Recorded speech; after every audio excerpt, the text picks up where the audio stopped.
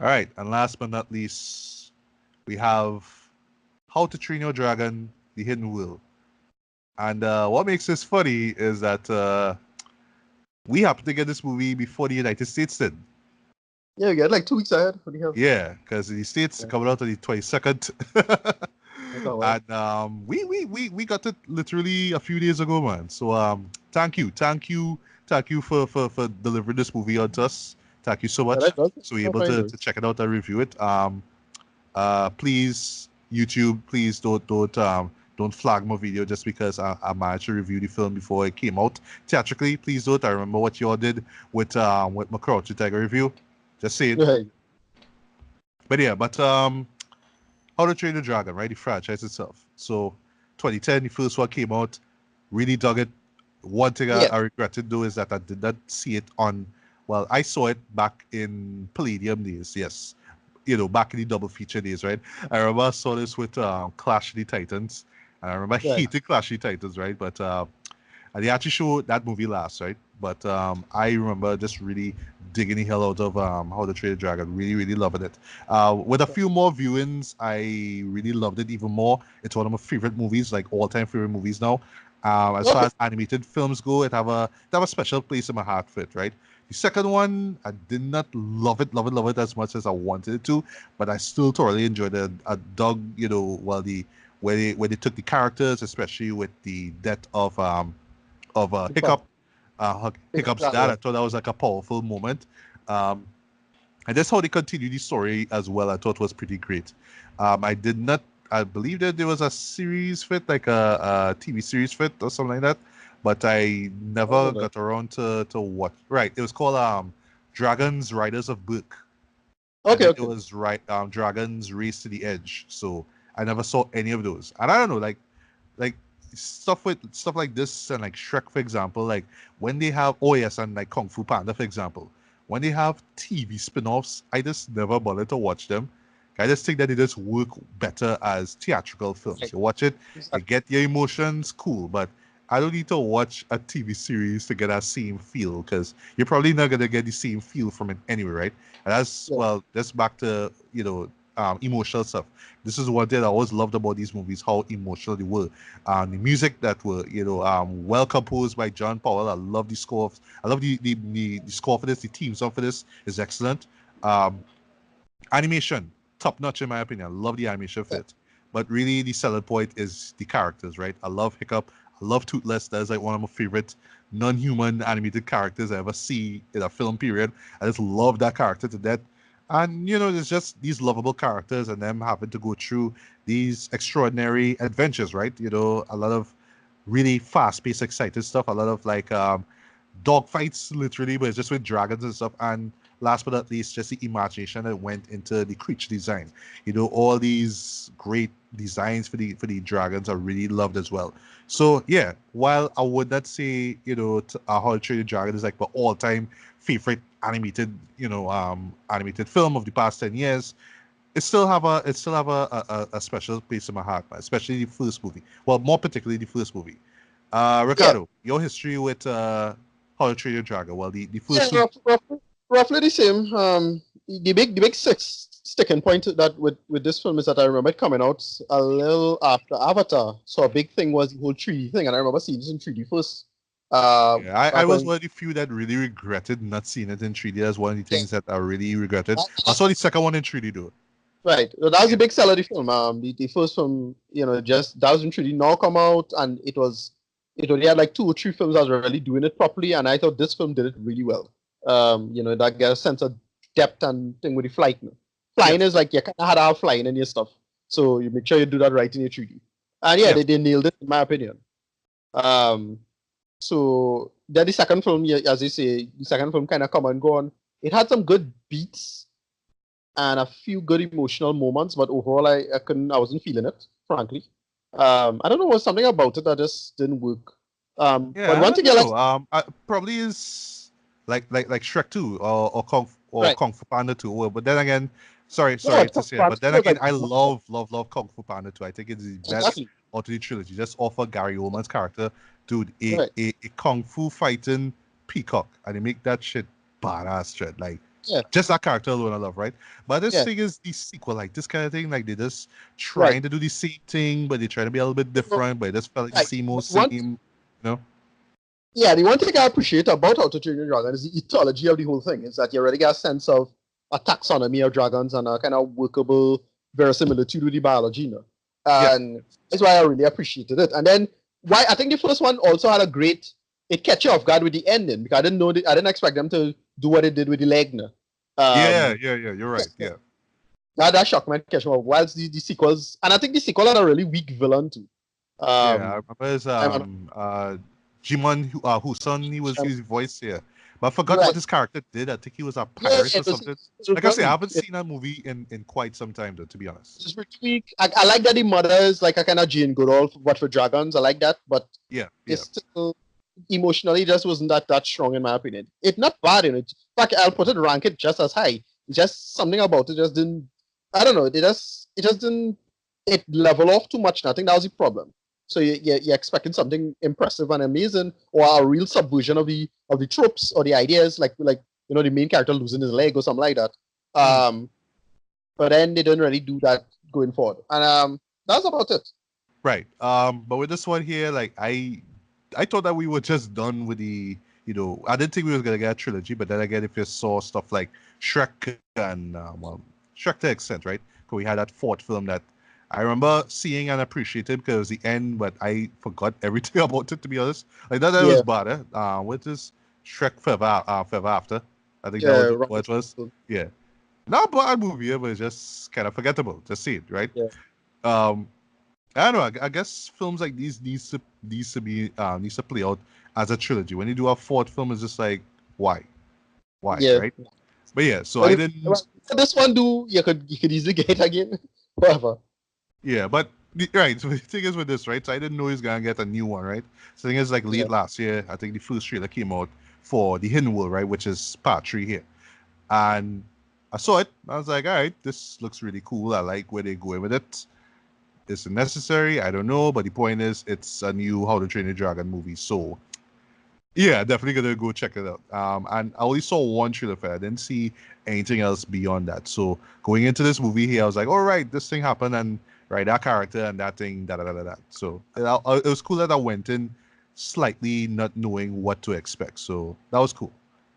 Right. So this is roughly like a year after the events of part two, right? Two. Yeah. And basically Toothless and Hiccup doing the same thing as they always do. They just saving captured dragons. Right. That's the MO. They They're doing this what team thing. get this what they track them down. It's usually like these pirates, like these guys on Yeah. ships and whatnot, have them captured, and Toothless, Hiccup, the other Burkians like Astrid shows up. Yeah. Who else? Snotlout and Well, Fish Legs Mark and kind of didn't team. yes, Valka shows But up as well, voiced by McGill, Kate Blanchett. So yeah, the whole gang is there, right? All your favorite she executed. dragons show up, right? So in during one recon mission, I'm gonna call it a recon mission because god damn it, the thing happening at night, right? So whatever. And they Yeah. were dressed in black, right? So yeah, recon Yeah. mission. Right. Yeah. Yeah, real SWAT team stuff, right? So Toothless notices another Night Fury, right? But in this Yeah. case, it's a female and she's white, right? So later Yeah. on, Hiccup, or I think it's either Hiccup or Astrid calls it a Light Fury, right? She calls it a Light Fury, right? So it's like, all right, love at first sight, basically, right? We'll get to that whole love thing in a bit. And later on, well, we learned that the main villain is Gribble, right? Who's voiced by F. Murray Abraham. Haven't seen him Right. quite some Now. time. Yeah, Yeah. in a while, like in a real long while, right? And he is this certified dragon hunter. Like that's his shtick, right? He goes around, he hunts Yeah. them down. But what his claim to fame basically that he hunts and kills. They don't really say Like. he kills, but it suggests that he killed them. Night Furies as well. So he Yeah. has this one Light Fury trapped, right? So basically, he kind of uses the Light Fury as a as a means, to trap Toothless, because Yeah. all through the series we were told that Toothless was the last of its kind, That's right. but now we learn Yeah. that this one here is the second to last basically. So yeah, so there's two of them, right? While all this is going on, this is subplot involving Hiccup and Astrid. Well, Hiccup now kind of assuming the role of being chief of Burke now. But now, like all of his friends and of course his the what do you call it, the blacksmith basically who shows up again. Yeah, He's like real hinting at him like one of these days you really need to marry Astrid, right? All they're meant for each other. But Hiccup is just like, well, I don't know if I up to it. He always have this insecurity about it, right? So for one thing, right. he wants to ensure that everybody is safe. He wants to make sure that it happens to the citizens and the dragons of Burke. But at the same time, it's just like I don't know if I have the responsibility of being a dad, right? But that's a subplot. So while this is going on, eventually Toothless runs into the female Light Fury, or call it Light Fury. And yes, they do hit it off. And it's really sweet to watch though. Really Yeah, sweet and really heartfelt. I was just like, oh, this looks so nice. Like, look at this, right? So while they hit it off and all that, as the title suggests, yes, there is this hidden world that actually Hiccup was told about from his dad. So yes, Jared Butler does return to retain his voice. I thought that was yeah, a smart call because of course yeah, it yeah. I being like that. the final chapter of this trilogy. I thought that was great and really heartfelt as well. So yes, there is this hidden world, which yes they kind of borrow from Pirates of the Caribbean, the third one, where it's at world's end basically. Right. It's at the horizon, and when you fall off from there from that horizon, there's this waterfall, right? And once you go past the waterfall, there is this hidden world where all the dragons basically originated from. And yeah, so Hiccup, sorry, not Hiccup, was Toothless and the Light Fury see this world for themselves, and it's just as breathtaking, as gorgeous as they expect it to be. But of course, you have Grimmer himself, Yeah, Gribble, Trapper sorry, Man. yeah, who just basically want to trap these two Night Furies down, and of course try to wipe out anybody that gets in his way. So that of course threatens the future of the dragons in the hidden world and the citizens of Burke, who already had to move because of an attack that he made trying to track Toothless in the first place. And Yeah. I'll stop right there. Ricardo, thoughts on the hidden world? Pretty much the same problem I had with this. I had with part two. It good, quite well done, but no story beats that really pull me in or rope me in. Just good. Villain still kind of weak in my opinion. At least he was better than Jaimon Hamsu, but still bad. I didn't care about him. Um, and what else?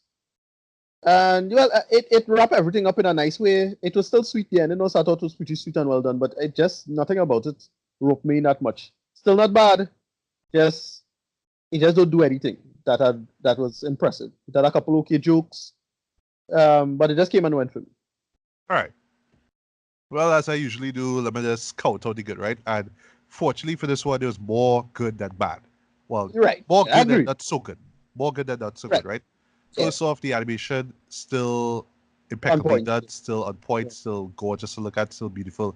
Still deserves and it actually deserves being seen in 3D. I would say, especially with the hidden world stuff. Like when you reached Yeah. there, I was just like, wow, I am just loving every shot of this. The dragons that are there. Not assuming that they copy and pasted designs just to fill up the shot, but you could Right. tell that they just had a lot of differently designed characters in certain shots. Remember a lot like what Guillermo del Toro did with Hellboy 2 with the Right. throwback it, like when if you freeze Yeah. frame, literally there's like different creatures that you see in Creatures. there. So I love that. Um, Also, the little robots that they set up with Hiccup, so I keep saying Hiccup, the robots that they set up between Toothless and the female Night Fury. I thought that was nice though. That was like Yes. genuinely sweet though. And I made the Yeah. joke of this on Facebook. I was seeing, but this is like a deep night movie. This, like, I imagine. Yeah. Yeah. 'Cause yeah, it is a family friendly movie, of course. I mean, the kids will love this. I imagine couples watching this thing and just be like, "Oh, look at that! This is so cute." Shit. Right. So yeah. Um, what else? Right, and also the music was great as well. John Powell comes through as well. Yeah. It has your typical, the theme song that they use, the theme song that I still love. And yeah, I thought that the score was decent. It didn't really completely hit me in the heartstrings, but it was close. It was close. There were a few moments that I really did love, especially with Hiccup's father. I thought that those moments were great. Him being a child and him getting this guidance and learning all this stuff from his dad. I thought was great. I love the fact that he came back as well.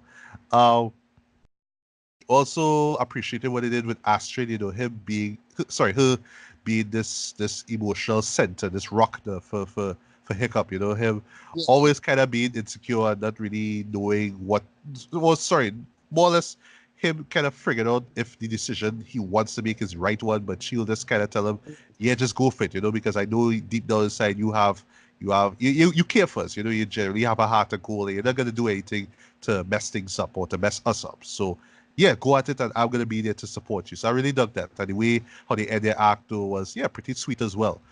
yeah, As far as gripes go, as far as the not so goods go, yeah, you're right. The villain, they could have done so much more with him.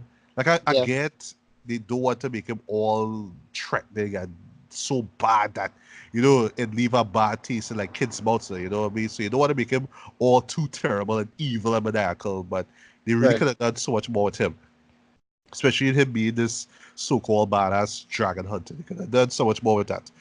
There were a few moments where he was like being like real snarky. Like the way Yeah. how they set him up He is like he had a was a couple real funny dick. lines, huh? Yeah, like he was a real dick from the beginning, but there's moments Right. where like he not even being bad, but he being annoyed basically. We try to tell a Yeah. point, but people don't get. It's like, all right, y'all don't understand it. Right, Okay, right, I yeah. have to explain it now. Okay, y'all. That's just that he's so super competent now. That's the big sell of him. It had one great moment with him and the I forget the girl's name, but the girl from the village who gets to get left back and Oh, she captured. that's I think that's I forget she. is it But the Tough twin. Nut? Is either Tough Nut or Rut Nut? Rough Nut. I can't remember the twin. The twin. Yeah, The yeah, twin. the twin, the female of the twins. Yeah, Yeah, that yeah. that moment was cool. Like how That's he it. was trying to put up with her. That was Right. fun. But That was genuinely fun. yeah, they make a good plot point out it later because it's how he just think now. Yeah, And how exactly. he just exploit and capitulate everything about That's what I liked about him. He just very competent, but he didn't have a personality that I liked. So it was like, oh, he just okay. Yeah, I he's was just bad for the sake of being bad. That's what he is. yeah, But there was nothing about him for me to be like, all right, I can kind of get where you're coming from. He's just like, all right, right, I capture dragons and I right, control them with this. I was gonna say venom, but yeah, well, yeah, basically the venom of one of these well, this gigantic dragon, and that's what I right. do. I capture them and stuff because I want to be Yeah, the best, and that's it really. There's not really much going on with him. Uh, Also, I felt, well, as I mentioned, Astrid. I felt they could have done more with Astrid and Hiccup's subplot. yeah, Their story arc, basically. They could have done much more with that because, yeah, you know, as much as it is about Hiccup and Toothless, it is also about Hiccup and Astrid and, you know, him kind of becoming a man as well. And because they hinted yeah, at them being married, you know, they could have had a few more moments with them together, man. I felt that they yeah, just kind of were punctuated by all these little gags, like case in point, uh, there was a moment with them talking to each other, and it would just always stop because Toothless had Hiccup's leg, and just kept spitting it out, and then he'll pick it back up. Sorry, one of them will throw it, and he'll capture it, and then fly around and throw it back. So kind of seems to stop at that point there. right, Also, I felt like they could have done a little bit more with the other characters as well, especially Valka, who Kate Blanchett plays. Like I not seen yeah, right. every or your favorite characters from Book could have been doing more. I'm not saying that they should have had more screen time, but they could have given them a lot more things to do, basically. So there's Right. them being side characters. I also felt the same way for this guy who I think was in the second one. This was the one that Kit Harington from Game of Thrones voice, the former Right. dragon hunter. Like I felt he was just Right. there carrying logs and more or less kind of saying, yeah, Well, you know, kind well, of encouraging Hiccup to do right. things, but they didn't really give him Right. much to do, in my opinion. Well, he was there to do some exposition for the main villain. I was like, okay, right, well, I Oh know how he yes, just yes, blah, yes, blah, yes. blah. And I remember when that moment happened, I was like, thank you, thank you, Kit Harington, for explaining that to me. Thank you so much. That's why you're there, right? Yeah, Uh, what else as far as gripes go? Right, just a couple more gripes. So, well, this is not really so much a gripe. I would say this is just an issue that I have with these movies in general. And you can more kind of blame it on like the second one did it as well too. If you kind of know what to expect with these movies, you kind of know how things are gonna play out. I don't see that yeah, the premise. Sorry, I don't see that the narrative was predictable, but I not did predictable. feel like there were moments where I was like, "Holy shit! If this thing does not happen, or if this thing don't work out, That's it. That's Right. the end. There was one moment Yeah. particularly which involving Hiccup close his death. But I was like, all right, you already know what's gonna happen next. You already know how this is gonna play out anyway. So I didn't really feel like, oh my god, this was at the edge of a seat there. Why I say that is because is he final movie there? Is he final chapter? So they kind of want to have people like wonder what's gonna happen next. But I felt that it did kind of play it safe. But I kind of blame it on the formula of these movies themselves. They have a Right. formula, right? They always play That's out the way they do. So it so. just kind of made things I mean, a little less. It made things feel predictable in my opinion. Not too Yeah, but predictable, but I just wanted more out of it. to me, it felt it as I say, it felt way too much like the second film. They find a great dragon place where a lot of dragons live, and look, it have this thing that you have to find, and so on and so on. And they keep focusing on the Night Fury stuff, but we're not sure. Like, we know what the Night Fury special, but they're not really focusing enough on it. And again, I think the kind of misstep with these movies is just not. We should learn more about dragons. Like, we should see more dragons, learn more about them, why they do what they do, and make it all about that rather than um, another mercenary. That's the problem. It's like Yeah, another and, bad. and, and, and stuff going on in this Viking village and what it means to be a Viking and blah blah blah blah.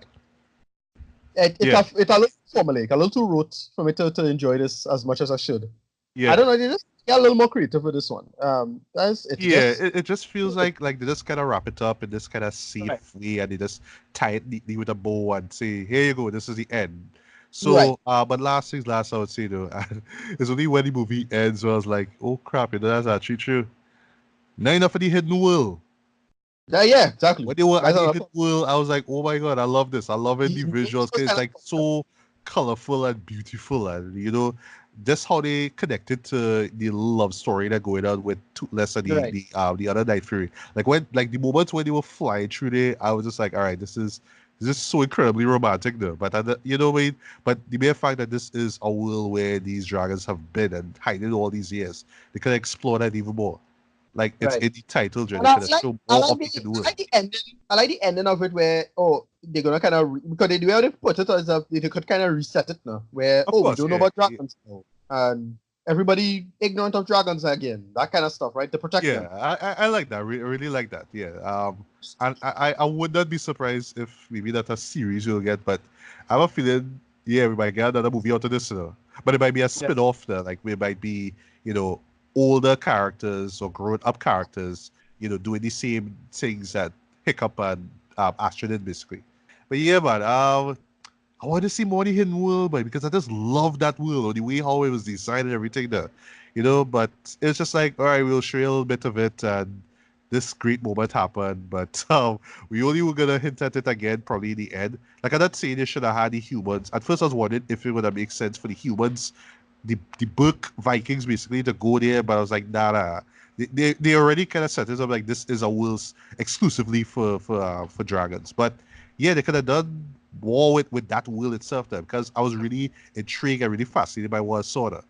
But at that, at the end of the day, it is the final chapter, and I would say if you are a diehard fan of the franchise, I am not a diehard fan by the way, but I just love the first movie and I appreciate what these movies are, what they're about. But I wouldn't say I'm a diehard fan. But if you're a diehard fan, you'll be satisfied by this. I would say it is a satisfying way to end the series, yeah, but I just really wish that because it's the final one, they could have stepped things up. Not with the animation. The animation is solid, but with the story, with the characters, with the narrative, with the villain, they really could have just stepped things up and really give us a solid closer of an end instead of, yeah, well, we're gonna end it this way because it's a formula. You all love this formula, so we're not gonna try to do anything different. So here you go. Here's the end, right?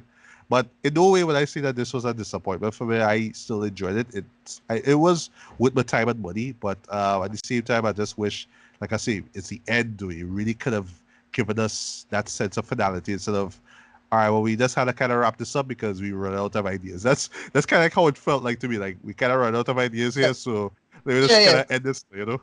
As I said, yeah, you pretty much nail everything. I mean, it's just a little too formulaic. It felt too much like the second film, in my opinion. I didn't really. Again, the big story beats in this was okay, but again, not special.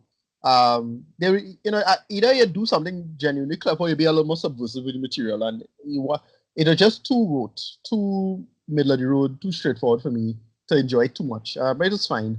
Yeah. I can imagine people who these films, they would be young, and now it's like what, close to 10 years of these movies out now. Yeah.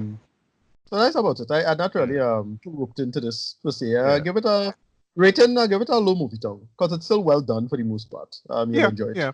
Right, fair enough. What I was about to say though, it kind of reminds me actually like Kung Fu Panda 3 though, where it's Right. like, all right, Right. you're coming off the great first film and the excellent sequel.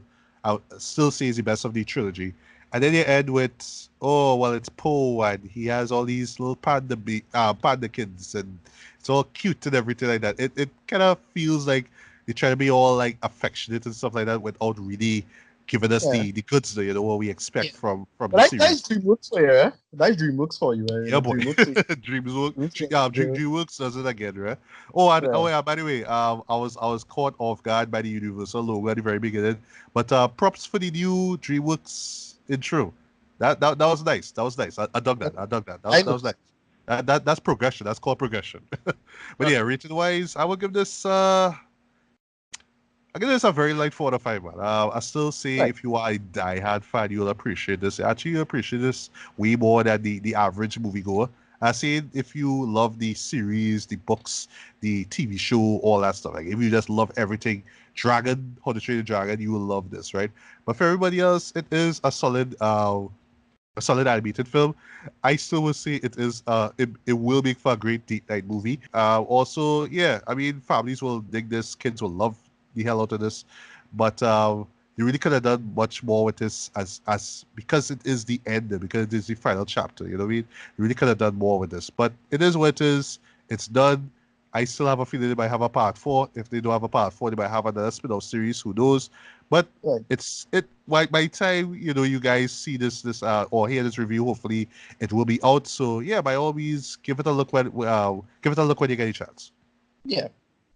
All right. So with all that being said, Ricardo, where can we find you online? Passat RMEDDY on Twitter. That's our Medi on Twitter. And then you can just type in Ricardo Medina on Facebook. You'll find me there. All right, you can also find me on Twitter as well. Just look for Legally Black MGB and capital letters. You can also find me on Facebook. Just look for the Matthew Bailey, along with the Legally Black blog official fan base, where you find a link to this podcast as well as the others that we've done over the past few years, including retrospect reviews. Speaking of retrospect reviews, the time of this recording is the 15th anniversary, official 50th anniversary of Kanye West's debut album, The College Dropout. We did a retrospect review of that last week, so please check that out. And also I'm on Instagram as well. Just look for Matthew Bailey Reviews.